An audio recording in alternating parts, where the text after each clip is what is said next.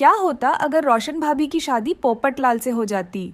पोपटलाल हमेशा अपनी शादी को लेकर चिंतित रहते हैं, लेकिन अगर उनकी शादी रोशन भाभी से हो जाती तो उनकी लाइफ पूरी तरह बदल जाती।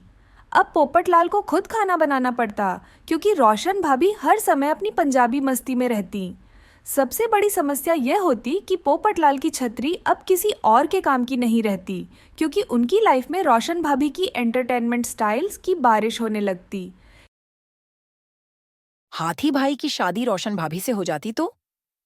अगर हाथी भाई की शादी रोशन भाभी से हो जाती तो सबसे पहले तो उनके घर में पंजाबी और साउथ इंडियन खाने की जुगलबंदी हो जाती। सुबह परांठे और दोपहर में इडली डोसा का मजा चलता। लेकिन सबसे बड़ा बदलाव तो तब आता जब हाथी भाई सही बात है कहने के बजाय ओए होए कहने लगते और सोसाइटी में भांगड़ा करने लगते।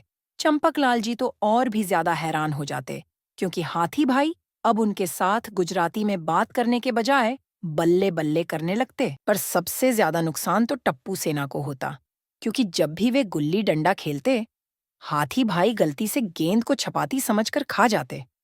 अब आप बताओ, हाथी भाई और रोशन भाभी की जोड़ी कैसी लगती?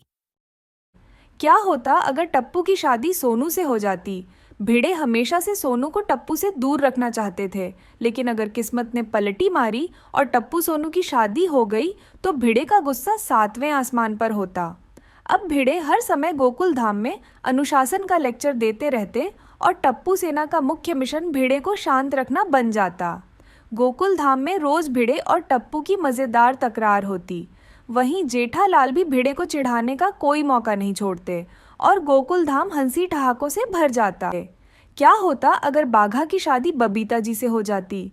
बाघा वैसे तो सीधे साधे इंसान है, लेकिन अगर उनकी शादी बबीता जी से हो जाती तो जेठालाल को सबसे बड़ा झटका लगता। बाघा अपनी मासूमियत से बबीता जी को खुश रखने की कोशिश करते, लेकिन अय्यर अब गुस्से में लाल पीले रहते।